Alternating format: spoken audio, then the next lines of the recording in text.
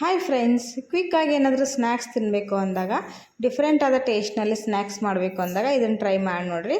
ಖಂಡಿತ ತುಂಬ ಚೆನ್ನಾಗಿರುತ್ತೆ. ಟೇಸ್ಟ್ ಅಂತೂ ಜಬರ್ದಸ್ತ್ ಆಗಿರುತ್ತೆ. ಹಾಗಾದರೆ ನೋಡಿರಿ ಹೇಗೆ ಮಾಡೋದು ಅಂತ ಹೇಳಿ. ಈ ವಿಡಿಯೋ ಏನಾದರೂ ನಿಮಗೆ ಇಷ್ಟ ಅನಿಸಿದ್ರೆ ನಮ್ಮ ಚಾನಲ್ಗೆ ಸಬ್ಸ್ಕ್ರೈಬ್ ಮಾಡಿಕೊಡ್ರಿ, ಬೆಲ್ಲೈಕನ್ನ ಪ್ರೆಸ್ ಮಾಡಿ. ಹಾಗೆ ವಿಡಿಯೋ ಇಷ್ಟ ಅನಿಸಿದ್ರೆ ವಿಡಿಯೋಗೆ ಲೈಕ್ ಕೊಡೋದನ್ನು ಮರೆಯೋಕ್ಕೆ ಹೋಗ್ಬೇಡ್ರಿ. ನಿಮ್ಮ ಲೈಕ್ ಮತ್ತು ಸಬ್ಸ್ಕ್ರೈಬಿಂದ ಒಳ್ಳೆ ಒಂದು ಮೋಟಿವೇಶನ್ ಸಿಕ್ಕಂಗಾಗುತ್ತೆ. ಇಲ್ಲಿ ನೋಡಿರಿ, ನಾನು ಈ ಸ್ನ್ಯಾಕ್ಸನ್ನು 2 ಹಸಿ ಆಲೂಗಡ್ಡೆನ ಬಳಸಿ ಮಾಡ್ತಾಯಿದ್ದೀನಿ. ಈಗ ನಾನಿಲ್ಲಿ 2 ಆಲೂಗಡ್ಡೆನ ತೊಗೊಂಡಿದ್ದೀನಿ. ನಿಮಗೆ ಜಾಸ್ತಿ ಕ್ವಾಂಟಿಟಿಲಿ ಏನಾದರೂ ಸ್ನ್ಯಾಕ್ಸ್ ಬೇಕು ಅಂದರೆ ನೀವು ಜಾಸ್ತಿ ಆಲೂಗಡ್ಡೆನೂ ಬಳಸ್ಬೋದು. ಇಲ್ಲಿ ನೋಡಿರಿ, ಈ ರೀತಿ ಮೇಲಿನ ಸಿಪ್ಪೆ ಎಲ್ಲ ತೆಗೆದು ಗ್ರೇಟ್ ಮಾಡಿ ತಗೊಳ್ರಿ. ಆಮೇಲೆ ಇದನ್ನು ಒಂದ್ಸರಿ ಸಿಪ್ಪೆ ತೆಗೆದ್ಮೇಲೆ ನೀರಿನಲ್ಲಿ ವಾಶ್ ಮಾಡಿ ಈ ರೀತಿ ಗ್ರೇಟ್ ಮಾಡ್ಕೊಳ್ರಿ. ನಾನಿಲ್ಲಿ ಮೀಡಿಯಮ್ ಲೇಯರ್ಸನ್ನು ಗ್ರೇಟ್ ಮಾಡ್ತಾಯಿದ್ದೀನಿ. ತುಂಬ ದಪ್ಪಗೂ ಬೇಡ, ತುಂಬ ತೆಳುವಾಗೂ ಬೇಡ, ಮೀಡಿಯಮ್ ಇರುವಂತಹ ಲೇಯರ್ಸನ್ನು ನೀವು ಈ ಥರ ಗ್ರೇಟ್ ಮಾಡಿ ತಗೊಳ್ರಿ. ನೋಡಿರಿ, 2 ಆಲೂಗಡ್ಡೆನ ನಾನು ಗ್ರೇಟ್ ಮಾಡಿ ತೊಗೊಂಡು ಬರ್ತೀನಿ. ನೋಡಿರಿ, ಇಷ್ಟು ಲೇಯರ್ಸ್ ಬಂದಿದೆ. ಇದನ್ನೀಗ ಸರಿಯಾಗಿ ನೀರಲ್ಲಿ ಹಾಕಿ 1-2 ಸರಿ ಇದನ್ನು ವಾಶ್ ಮಾಡೋಣ. ಯಾಕೆಂದರೆ ಆಲೂಗಡ್ಡೆಯಲ್ಲಿ ತುಂಬ ಸ್ಟಾರ್ಚ್ ಇರುತ್ತೆ, ಅದೆಲ್ಲ ಹೊರಟು ಹೋಗ್ಬಿಡಲಿ. ಸ್ಟಾರ್ಚ್ ಇದ್ದರೆ ನೋಡಿರಿ ಸ್ನ್ಯಾಕ್ಸು ಚೆನ್ನಾಗಿ ಬರೋದಿಲ್ಲ. ಆಮೇಲೆ ನಾವು ಹಾಗೆ ಗ್ರೇಟ್ ಮಾಡಿ ಇಟ್ಬಿಟ್ರೆ ಕೆಂಪಗಾಗ್ಬಿಡುತ್ತೆ ಆಲೂಗಡ್ಡೆ, ತುಂಬ ಚೆನ್ನಾಗಿ ತಿನ್ನೋಕ್ಕೆ ಆಗೋದಿಲ್ಲ. ನೋಡಿರಿ, ಹಂಗಾಗುತ್ತೆ. ಹಾಗಾಗಿ ಇದನ್ನು 1-2 ಸರಿ ನೀರಿನಲ್ಲಿ ನೀಟಾಗಿ ವಾಶ್ ಮಾಡಿಕೊಳ್ರಿ. ಆದರೆ ಇದರಲ್ಲಿ ಲಕ್ಷ್ಯ ಇರಲಿ, ನೀರಿನ ಅಂಶ ಇರಬಾರ್ದು. ಆ ರೀತಿ ಇದನ್ನು 2 ನೀರಿನಲ್ಲಿ ತಗೊಂಡು ಪೂರ್ತಿಯಾಗಿ ಹಿಂಡಿ ಬಿಡ್ರಿ. ನೀರಿನ ಅಂಶ ಇಲ್ಲದೇ ಇರೋ ರೀತಿ ಪೂರ್ತಿಯಾಗಿ ಹಿಂಡಿ ತಗೊಳ್ರಿ. ಈ ರೀತಿ ಇರಬೇಕು, ಉದ್ರಾಗಿ ಬರುತ್ತೆ. 1-2 ಸರಿ ನೀವು ಇದನ್ನು ನೀರಲ್ಲಿ ಹಾಕಿ ತೊಳೆದ್ರೆ ನೋಡಿರಿ ಲೇಯರ್ಸ್ ಎಲ್ಲ ಹಾರ್ಡ್ ಆಗುತ್ತೆ. ಆವಾಗ ಸ್ನ್ಯಾಕ್ಸ್ ಗರಿಯಾಗಿ ಬರುತ್ತೆ. ನೋಡಿರಿ, ಕ್ರಿಸ್ಪಿ ಆಗುತ್ತೆ, ಟೇಸ್ಟು ಸೂಪರಾಗಿರುತ್ತೆ. ನೋಡಿರಿ, ಇದರಲ್ಲಿ ಎಷ್ಟೊಂದು ಸ್ಟಾರ್ಚ್ ಇರುತ್ತೆ ನೋಡ್ತಿರ್ಬೋದು, ನೀರಿನಲ್ಲಿ ಕಾಣಿಸ್ತಾ ಇದೆ. ನೋಡಿರಿ, ಈ ರೀತಿ ಉದುರಾಗಿರಬೇಕು. 1-2-3 ಸರಿ ನೀವು ನೀರಿನಲ್ಲಿ ಹಾಕಿದ್ರೆ ನೋಡಿರಿ ಲೇಯರ್ಸ್ ಎಲ್ಲ ಈ ಥರ ಹಾರ್ಡಾಗಿ ಬರುತ್ತೆ, ತುಂಬ ಚೆನ್ನಾಗಿರುತ್ತೆ. ಈಗ ನೋಡಿರಿ, ಅದನ್ನು ಸೈಡಿಗೆ ಎತ್ತಿಡೋಣ. ಇಲ್ಲಿ 1 ಕಪ್ ಅಷ್ಟು ನಾನು ಗೋಧಿ ಹಿಟ್ಟನ್ನು ತೊಗೊಂಡಿದ್ದೀನಿ. ನಿಮಗೆ ಬೇಕಾದರೆ ಮೈದಾ ಹಿಟ್ಟನ್ನು ತೊಗೋಬೋದು. 1 ಕಪ್ ಹಿಟ್ಟಿನಲ್ಲಿ ನಾನು ಇವತ್ತು ಸ್ನ್ಯಾಕ್ಸನ್ನು ಎಷ್ಟೊಂದು ಮಾಡ್ಬೋದು ಅಂತ ತೋರಿಸ್ತೀನಿ ನೋಡಿರಿ. ಈಗ ಇದಕ್ಕೆ ನಾನು ಒಂದು ಅರ್ಧ ಟೀ ಸ್ಪೂನಷ್ಟು ಅಜ್ವೈನ್ ಹಾಕ್ತಾಯಿದ್ದೀನಿ. ಅಜ್ವೈನು ತುಂಬ ಒಳ್ಳೆ ಫ್ಲೇವರ್ ಕೊಡುತ್ತೆ. ಆಮೇಲೆ ಒಂದು ಚಿಟಿಕೆ ಉಪ್ಪನ್ನು ಹಾಕ್ತಾಯಿದ್ದೀನಿ. ಮತ್ತು ಸ್ವಲ್ಪ ಇದಕ್ಕೆ ಕ್ರಿಸ್ಪಿನೆಸ್ ಬರೋದಕ್ಕೋಸ್ಕರ ಒಂದು ಅರ್ಧ ಸ್ಪೂನಷ್ಟು ಎಣ್ಣೆನ ಹಾಕ್ರಿ, ಅಥವಾ 1 ಸ್ಪೂನಷ್ಟು ಎಣ್ಣೆನಾದರೂ ಹಾಕ್ಬೋದು. ಇದೇನು ಬಿಸಿ ಎಣ್ಣೆನ ಹಾಕೋ ಅವಶ್ಯಕತೆ ಇಲ್ಲ, ತಣ್ಣಗಿರುವಂಥ ಎಣ್ಣೆನೇ ಹಾಕ್ಬೋದು, ಏನಾಗೋದಿಲ್ಲ. ಸ್ವಲ್ಪ ಇದನ್ನು ಹಿಟ್ಟಿನಲ್ಲಿ ಮಿಕ್ಸ್ ಮಾಡಿಕೊಡ್ರಿ, ಚೆನ್ನಾಗಿ ಹಿಟ್ಟಿನ ಜೊತೆ ಡ್ರೈ ಮಿಕ್ಸ್ ಮಾಡಿಕೊಡ್ರಿ ಒಂದ್ಸರಿ. ನೋಡಿರಿ, ಪೂರ್ತಿಯಾಗಿ ಈ ರೀತಿ ಮಿಕ್ಸ್ ಮಾಡ್ಕೊಂಡ್ಮೇಲೆ ಸ್ವಲ್ಪ ನೀರು ಹಾಕ್ಕೊಂಡು ಇದನ್ನು ಗಟ್ಟಿಯಾದಂತಹ ಅದಕ್ಕೆ ನಾದ್ಕೋಬೇಕು. ಈಗ ಚಪಾತಿ ಹಿಟ್ಟಿಗೆಲ್ಲ ನಾದ್ತೀವಲ್ಲ, ಆ ರೀತಿ ಇರಬಾರ್ದು. ಸ್ವಲ್ಪ ಗಟ್ಟಿಯಾಗಿದ್ದರೆ ನೋಡಿರಿ ಸ್ನ್ಯಾಕ್ಸ್ ಗರಿಯಾಗಿ ಬರುತ್ತೆ, ಸೂಪರಾಗಿರುತ್ತೆ. ನೋಡಿರಿ, ಮೃದು ಆಗೋದಿಲ್ಲ, ಸಾಫ್ಟ್ ಆಗೋದಿಲ್ಲ, ಸೂಪರಾಗಿ ಬರುತ್ತೆ ಸ್ನ್ಯಾಕ್ಸು. ಈ ರೀತಿ ನೀವು ಸ್ಟೋರ್ ಮಾಡಿನೂ ಇಟ್ಕೋಬೋದು ಸ್ನ್ಯಾಕ್ಸನ್ನು ಈ ರೀತಿ ಮಾಡ್ಕೊಂಡ್ರಿ. ಈಗ ನೋಡಿರಿ, ಹಿಟ್ಟನ್ನು ಗಟ್ಟಿಯಾಗಿ ನಾನಿಲ್ಲಿ ನಾದಿ ತೊಗೊಂಡ್ಬರ್ತೀನಿ. ನೋಡಿರಿ, ಈ ರೀತಿ ನಾದ್ಕೊಳ್ರಿ. ಇದು ನೆನೆದ ಮೇಲೆ ಇನ್ನೂ ತುಂಬ ಸಾಫ್ಟ್ ಆಗುತ್ತೆ.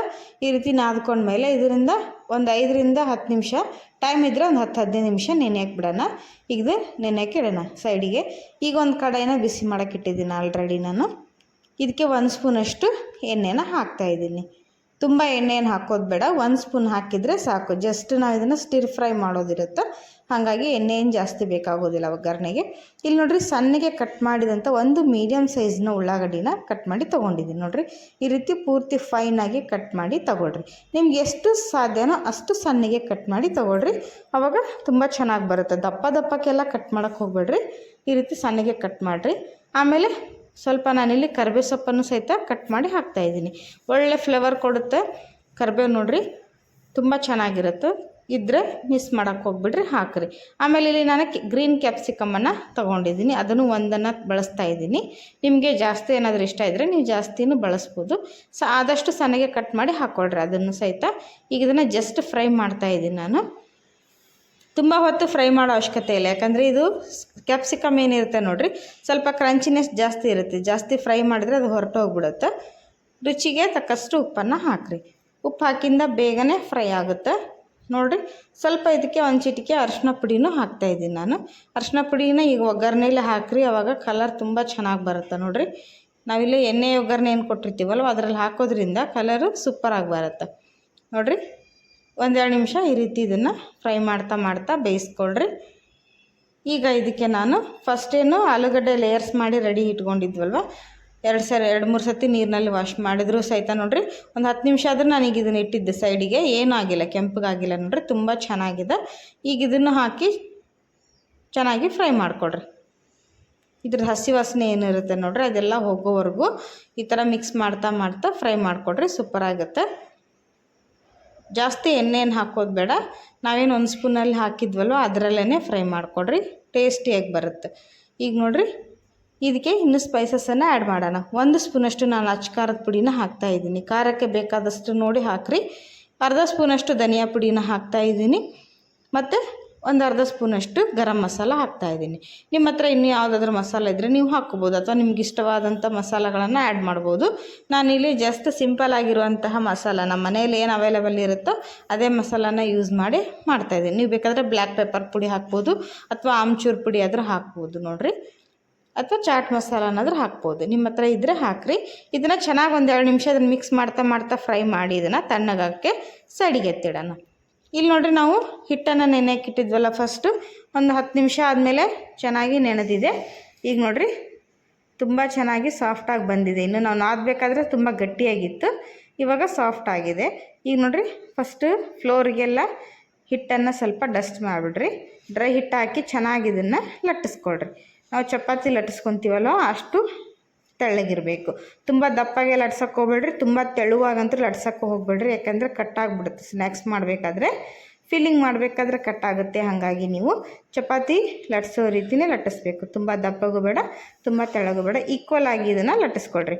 ನಾನೇನು ಹಿಟ್ಟನ್ನ ಹಾಕ್ಕೊಂಡಿದ್ನಲ್ವ ಅದನ್ನು ಪೂರ್ತಿಯಾಗಿ ಒಂದು ಉಂಡೆನೇ ತೊಗೊಂಡು ನಾನು ಲಟ್ಟಿಸ್ತಾ ಇದ್ದೀನಿ. 2-3 ಏನು ಮಾಡಿಲ್ಲ, ಪೂರ್ತಿಯಾಗಿ ಒಂದೇ ಉಳ್ಳಿನ ಮಾಡಿಕೊಂಡು ಮಾಡ್ತಾಯಿದ್ದೀನಿ ನೋಡಿರಿ. ಈ ರೀತಿ ದೊಡ್ಡದಾದಂತಹ ಚಪಾತಿನ ನೀವು ರೆಡಿ ಮಾಡಿಕೊಡ್ರಿ. ನೋಡಿರಿ ಸೂಪರಾಗಿ ಬಂದಿದೆ. ಇದೇ ರೀತಿನ ನೀವು ಮಾಡ್ಕೊಡಿ. ನೋಡಿರಿ ಇಲ್ಲಿ ಎಷ್ಟು ತೆಳ್ಳಗಿದೆ ಅಂತ ಕಾಣಿಸ್ತಾ ಇದೆ. ಇಷ್ಟಿದ್ರೆ ಸಾಕು ನೋಡಿರಿ. ಈಗ ಒಂದು ದೊಡ್ಡದಾದ ಚಪಾತಿ ರೆಡಿ ಆಯಿತು. ಈಗ ಇದಕ್ಕೆ 1 ಕಪ್ಪನ್ನು ತಗೊಳ್ರಿ, ತೊಗೊಂಡಿದ್ದನ್ನು ಕಟ್ ಮಾಡಿಕೊಡ್ರಿ. ರೌಂಡ್ ಶೇಪಲ್ಲಿ ಬೇಕಾದರೆ ರೌಂಡ್ ಶೇಪಲ್ಲಿ ಮಾಡಿಕೊಡ್ರಿ, ನಿಮ್ಗೆ ಯಾವ್ದು ಇಷ್ಟನೋ ಆ ಶೇಪಲ್ಲಿ ನೀವು ಕಟ್ ಮಾಡ್ಕೋಬೋದು. ಈ ರೀತಿ ಒಂದೇ ಸತಿ ಚಪಾತಿ ದೊಡ್ಡದಾದಂಥ ಚಪಾತಿ ಲಟ್ಟಿಸ್ಕೊಂಡು ಮಾಡೋದ್ರಿಂದ ಬೇಗನೆ ಆಗುತ್ತೆ. ಇಲ್ಲಾಂದರೆ ನೀವು ಚಿಕ್ಕದಾದಂಥ ಉಂಡೆಗಳನ್ನು ಹಿಟ್ಟಿನ ಉಂಡೆ ಕಟ್ ಮಾಡಿಬಿಟ್ಟು ಲಟ್ಟಿಸಿನೂ ಮಾಡ್ಬೋದು ನೋಡಿರಿ. ನಿಮ್ಗೆ ಹೇಗೆ ಅನುಕೂಲ ಆಗುತ್ತೋ ಆ ರೀತಿ ಮಾಡಿಕೊಡ್ರಿ. ಈ ರೀತಿ ಮಾಡಿದರೆ ಬೇಗ ಆಗುತ್ತೆ ನೋಡಿರಿ. ಒಂದೇ ಹಿಟ್ಟಿನಲ್ಲಿ ತುಂಬ ಸ್ನ್ಯಾಕ್ಸನ್ನು ಸಹಿತ ನಾವು ಮಾಡ್ಬೋದು, ಕ್ವಿಕ್ಕಾಗಿ ಆಗುತ್ತೆ. ಒಂದು 10-15 ನಿಮಿಷದಲ್ಲಿ ನೀವು ಸ್ನ್ಯಾಕ್ಸನ್ನು ರೆಡಿ ಮಾಡ್ಬೋದು ನೋಡಿರಿ. ಸೂಪರಾಗಿರುತ್ತೆ. ಮಕ್ಕಳು ಕೇಳಿದ ತಕ್ಷಣವೇ ನೀವು ಮಾಡಿಕೊಡ್ಬೋದು. ಇದೇ ರೀತಿಯೇ ಎಲ್ಲ ತೊಗೊಂಡು ಇದನ್ನು ಹಿಟ್ಟನ್ನು ಬಿಡಿಸಿ ಇವನ್ನ ಲೇಯರ್ಸ್ ಎಲ್ಲ ತೊಗೊಂಬಿಡ್ರಿ. ನೋಡಿರಿ ಎಷ್ಟು ರೌಂಡಾಗಿನೂ ಬಂದಿದೆ, ಆಮೇಲೆ ಪರ್ಫೆಕ್ಟಾಗಿ ಬರುತ್ತೆ. ಈ ರೀತಿ ಮಾಡಿದರೆ ಬೇಗನೂ ಆಗುತ್ತೆ ನೋಡಿರಿ. ಈಗ ಮಿಕ್ಕಿದ ಹಿಟ್ಟನ್ನು ಸಹಿತ ನಾನು ಆಮೇಲೆ ರೌಂಡಾಗಿ ಇದೇ ರೀತಿ ಲಟ್ಟಿಸ್ಕೊಂಡು ತೊಗೊಂಡು ಬರ್ತೀನಿ ನೋಡಿರಿ. ಇಷ್ಟು ಚಿಕ್ಕದಿದ್ದರೆ ಮಕ್ಕಳು ಕೂಡ ಒಂದು ಇಂಟ್ರೆಸ್ಟ್ ಆಗಿರುತ್ತೆ ನೋಡಿರಿ. ಇಷ್ಟು ಲೇಯರ್ಸ್ಗಳು ಬಂದಿದ್ದಾವೆ. ಇವನ್ನ ಈಗ ನಾನಿಲ್ಲಿ ತೆಳ್ಳಗೆ ಹಾಕ್ತಾಯಿದ್ದೀನಿ, ಫ್ಲೋರ್ ಮೇಲೆ ಹಾಕಿ. ಇಲ್ಲಾಂದರೆ ಕೈಯಲ್ಲಿ ನೀವು ಫಿಲ್ ಮಾಡೋದಿದ್ರೆ ಕೈಯಲ್ಲೂ ನೀವು ಮಾಡ್ಕೋಬೋದು. ಈ ರೀತಿ ಫ್ಲೋರ್ ಮೇಲೆ 4-5 ಒಂದೇ ಸಾರಿಗೆ ಫಿಲ್ ಮಾಡಿದ್ರೆ ನೋಡಿರಿ ಇನ್ನೂ ಬೇಗನೆ ಆಗುತ್ತೆ. ಈಗ ಇಲ್ಲಿ ನಾವು ಮಸಾಲೆ ಏನು ರೆಡಿ ಮಾಡ್ಕೊಂಡಿದ್ವಲ್ವ ಆಲೂ ಮಸಾಲ, ಅದು ಕೂಡ ಕಂಪ್ಲೀಟಾಗಿ ತಣ್ಣಗಾಗಿದೆ. ಇದು ಪೂರ್ತಿ ತಣ್ಣಗಾದ್ಮೇಲೆ ಬಳಸಬೇಕು. ಬಿಸಿ ಇರುವಾಗ ಬಳಸಿದರೆ ಚೆನ್ನಾಗಿರೋದಿಲ್ಲ ನೋಡಿರಿ. ಕಂಪ್ಲೀಟಾಗಿ ತಣ್ಣಗಾಗೋಕ್ಕೆ ಬಿಟ್ಟ ಮೇಲೆ ಇದನ್ನು 1 ಸ್ಪೂನಷ್ಟು ಇದ್ರ ಮಧ್ಯದಲ್ಲಿಟ್ಟು ಇದನ್ನು ಫಿಲ್ ಮಾಡಿಕೊಡ್ರಿ. ಮಸಾಲ ಮಾತ್ರ ತುಂಬ ಚೆನ್ನಾಗಿರುತ್ತೆ, ಯಾಕಂದರೆ ಮೈಲ್ಡಾಗಿ ನಾವು ಖಾರ ಕೂಡ ಜಾಸ್ತಿ ಹಾಕಿರೋದಿಲ್ಲ, ಆಮೇಲೆ ಮಸಾಲ ಕೂಡ ಜಾಸ್ತಿ ಇಲ್ಲ ನೋಡಿರಿ. ಸಿಂಪಲ್ಲಾಗಿರುವಂಥ ಮಸಾಲ ಬಳಸ್ಕೊಂಡು ಮಾಡ್ತಾಯಿದ್ದೀವಿ. ತುಂಬ ಟೇಸ್ಟಿಯಾಗಿರುತ್ತೆ, ಒಂದು ಹೊಸ ರುಚಿನ ತಿನ್ನಂಗಾಗುತ್ತೆ. ಈ ರೀತಿ ನೀವು ಟ್ರೈ ಮಾಡಿ ನೋಡಿರಿ, ಖಂಡಿತ ಎಲ್ಲರೂ ಇಷ್ಟಪಡ್ತಾರೆ. ಇದನ್ನು ಈ ರೀತಿ ಬಾಯಿನ ಚೆನ್ನಾಗಿ ಒತ್ತಿ ಬಿಡ್ರಿ, ಏಕೆಂದರೆ ಹೊರಗಡೆ ಬರಬಾರ್ದು ಮಸಾಲ ನೋಡಿರಿ. ಈಸಿಯಾಗಿ ಅಂಟ್ಕೊಳ್ಳಿಲ್ಲ ಅಂದರೆ ಸ್ವಲ್ಪ ನೀರು ಹಚ್ಚಿರಿ, ನೀರು ಹಚ್ಚಿ ಅಂಟಿದ್ರೆ ಈಸಿಯಾಗಿ ಕೋಟ್ ಆಗುತ್ತೆ ನೋಡಿ. ಇದೇ ರೀತಿ ಎಲ್ಲದನ್ನು ನಾನಿಲ್ಲಿ ರೆಡಿ ಮಾಡಿ ಪ್ರಿಪೇರ್ ಮಾಡಿ ತೊಗೊಂಡು ಬಂದಿದ್ದೀನಿ. ಇಷ್ಟೊಂದು ಸ್ನ್ಯಾಕ್ಸ್ ಒಂದು ಪ್ಲೇಟಷ್ಟು ರೆಡಿಯಾಗಿದ್ದಾವೆ ನೋಡಿರಿ. ಬರೀ 1 ಕಪ್ ಹಿಟ್ಟಿನಲ್ಲಿ ನಾವು ರೆಡಿ ಮಾಡ್ಕೋಬೋದು. ಇಲ್ಲಿ ನೋಡಿರಿ ಇದಕ್ಕೊಂದು ಸ್ಲರಿನ ರೆಡಿ ಮಾಡೋಣ. ನಾನಿಲ್ಲಿ ಒಂದು 2-3 ಟೇಬಲ್ ಸ್ಪೂನ್ ಆಗುವಷ್ಟು ಮೈದಾ ಹಿಟ್ಟನ್ನು ಬಳಸ್ತಾ ಇದ್ದೀನಿ. ನಿಮಗೆ ಮೈದಾ ಬೇಡ ಅಂದರೆ ನೀವು ಗೋಧಿ ಹಿಟ್ಟನ್ನು ಬಳಸ್ಬೋದು. ಇದಕ್ಕೆ 1 ಸ್ಪೂನಷ್ಟು ಚಿಲ್ಲಿ ಫ್ಲೇಕ್ಸನ್ನು ಹಾಕ್ತಾಯಿದ್ದೀನಿ. ಆಮೇಲೆ 1 ಚಿಟಿಕೆ ಉಪ್ಪು ಹಾಕ್ರಿ, ಜಾಸ್ತಿ ಉಪ್ಪು ಹಾಕಕ್ಕೆ ಹೋಗ್ಬೇಡ್ರಿ. ಸ್ಲರಿಗೆಲ್ಲ 1 ಚಿಟಿಕೆ ಅಷ್ಟೇ ಹಾಕ್ರಿ. ಆಮೇಲೆ ನೋಡಿರಿ 1 ಸ್ಪೂನಷ್ಟು ಬಿಳಿ ಎಳ್ಳನ್ನು ಬಳಸ್ತಾ ಇದ್ದೀನಿ. ನಿಮಗೆ ಬೇಕಂದರೆ ಕಪ್ಪು ಎಳ್ಳನ್ನಾದರೂ ನೀವು ಬಳಸ್ಬೋದು. ಎಳ್ಳು ಮಾತ್ರ ಒಂದು ಒಳ್ಳೆ ರುಚಿ ಕೊಡುತ್ತೆ. ಇದ್ರೆ ಸ್ಕಿಪ್ ಮಾಡೋಕ್ಕೆ ಹೋಗ್ಬಿಡ್ರಿ, ಎಳ್ಳನ್ನು ಹಾಕಿರಿ. ಎಳ್ಳು ತುಂಬ ಒಳ್ಳೆ ರುಚಿ ಕೊಡುತ್ತೆ ನೋಡಿರಿ. ಸ್ವಲ್ಪ ನೀರು ಹಾಕಿ ಇದನ್ನು ಗಂಟುಗಳು ಇಲ್ಲದೇ ಇರೋ ರೀತಿ ನೀಟಾಗಿ ಮಿಕ್ಸ್ ಮಾಡಿಕೊಳ್ರಿ. ಇದು ತುಂಬ ಗಟ್ಟಿಯಾಗಿರಬಾರ್ದು, ತುಂಬ ನೀರಾಗೂ ಇರಬಾರ್ದು. ಫ್ಲೋಯಿಂಗ್ ಕನ್ಸಿಸ್ಟೆನ್ಸಿಯಲ್ಲಿ ಹಿಟ್ಟನ್ನು ರೆಡಿ ಮಾಡಿಕೊಳ್ರಿ. ನೋಡಿರಿ ಈ ರೀತಿಯಾಗಿರಬೇಕು. ಗಂಟುಗಳಿಲ್ದಿರೋ ರೀತಿ ರೆಡಿ ಮಾಡ್ಕೊಳ್ರಿ. ಈಗ ನಾನಿಲ್ಲಿ ಒಂದು ಕಡೆಯನ್ನು ಬಿಸಿ ಮಾಡೋಕ್ಕಿಟ್ಟಿದ್ದೀನಿ ಆಲ್ರೆಡಿ. ಇದರಲ್ಲಿರುವಂಥ ತೇವಾಂಶ ಎಲ್ಲ ಹೊರಟು ಹೋಗಲಿ. ಯಾಕೆಂದರೆ ಇಲ್ಲಿ ಫ್ರೈ ಮಾಡೋಕ್ಕಿರೋದ್ರಿಂದ ನೀರಿನಂಶ ಇರಬಾರ್ದು. ಈಗ ಇದಕ್ಕೆ ಫ್ರೈ ಮಾಡೋಕ್ಕೆ ಬೇಕಾದಷ್ಟು ಎಣ್ಣೆನ ಹಾಕಿ ನಾನಿಲ್ಲಿ ರೆಡಿ ಮಾಡಿ ತೊಗೊಂಬರ್ತೀನಿ.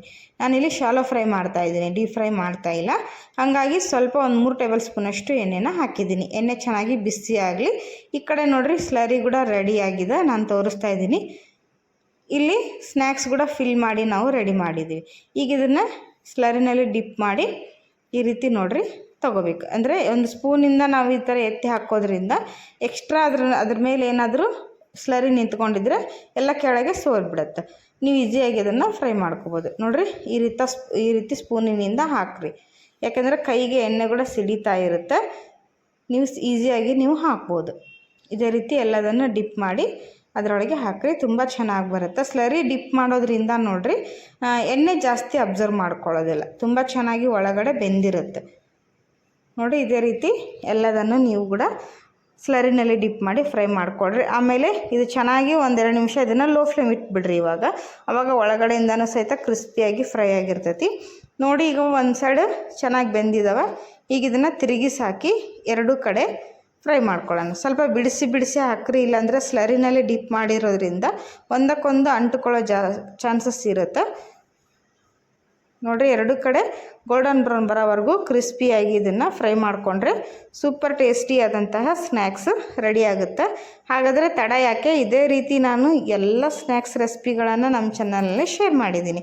ಅಂದರೆ ಆಲೂ ಸ್ನ್ಯಾಕ್ಸ್ ಇರ್ಬೋದು, rice recipe, non veg, veg recipe ಪ್ರತಿಯೊಂದನ್ನು ವೀಡಿಯೋಗಳನ್ನು ನಾನು ನಮ್ಮ ಚಾನಲಲ್ಲಿ ಅಪ್ಲೋಡ್ ಮಾಡಿದ್ದೀನಿ. ನಿಮಗೆ ಯಾವುದಾದ್ರೂ ರೆಸಿಪಿಗಳು ಬೇಕಂದರೆ ನಮ್ಮ ಚಾನಲ್ ಓಪನ್ ಮಾಡಿ ನೋಡಿದರೆ ನಿಮಗೆಲ್ಲ ರೆಸಿಪಿಗಳಲ್ಲಿ ಅವೈಲೇಬಲ್ ಇರುತ್ತೆ. ನಿಮ್ಗೆ ಯಾವುದಾದ್ರೂ ಇಷ್ಟ ಅನಿಸಿದರೆ ಎಲ್ಲ ನಿಮ್ಮ ಫ್ಯಾಮಿಲಿ ಫ್ರೆಂಡ್ ಜೊತೆನೇ ಶೇರ್ ಮಾಡಿಕೊಳ್ರಿ. ಈಗ ಈ ರೆಸಿಪಿನೂ ಸಹಿತ ನೋಡಿರಿ ನಿಮಗೆ ಇಷ್ಟ ಅನಿಸಿದ್ರೆ ಎಲ್ಲ ಫ್ಯಾಮಿಲಿ ಫ್ರೆಂಡ್ಸ್ ಜೊತೆ ಶೇರ್ ಮಾಡಿಕೊಳ್ರಿ. ಅವರು ಒಂದು ಒಳ್ಳೆ ರುಚಿ ತಿಂದಂಗಾಗುತ್ತೆ. ನೋಡಿರಿ ನಾನು ಇಲ್ಲೆಲ್ಲದನ್ನು ಫ್ರೈ ಮಾಡಿ ಎಣ್ಣೆ ಬಸ್ತು ತೊಗೊಂಡು ಬಂದಿದ್ದೀನಿ. ಯಾವ ರೀತಿ ಬಂದಿದೆ ಅಂತ ನೋಡ್ಕೊಳ್ರಿ. ಎಷ್ಟು ಖಡಕ್ಕಾಗಿ ಕ್ರಿಸ್ಪಿಯಾಗಿ ಬಂದಿದೆ ನೋಡಿರಿ. ಒಳಗಡೆ ಕೂಡ ಸೂಪರ್ ಆಗಿದೆ. ಹಾಗಾದರೆ ತಡ ಯಾಕೆ ನೀವು ಕೂಡ ಇವಾಗಲೇ ಮಾಡ್ಕೊಂಡು ತಿಂದು ನೋಡಿರಿ ಹೇಗೆ ಬಂತು ಅಂತೇಳಿ ತಿಳಿಸಿ. ಈ ವಿಡಿಯೋ ಇಷ್ಟ ಅನಿಸಿದರೆ ಹೆಚ್ಚು ಲೈಕ್ ಮಾಡಿರಿ, ಹೆಚ್ಚು ಶೇರ್ ಮಾಡಿರಿ. ವಿಡಿಯೋ ನೋಡೋದಕ್ಕೆ ಧನ್ಯವಾದಗಳು. ಬಾಯ್.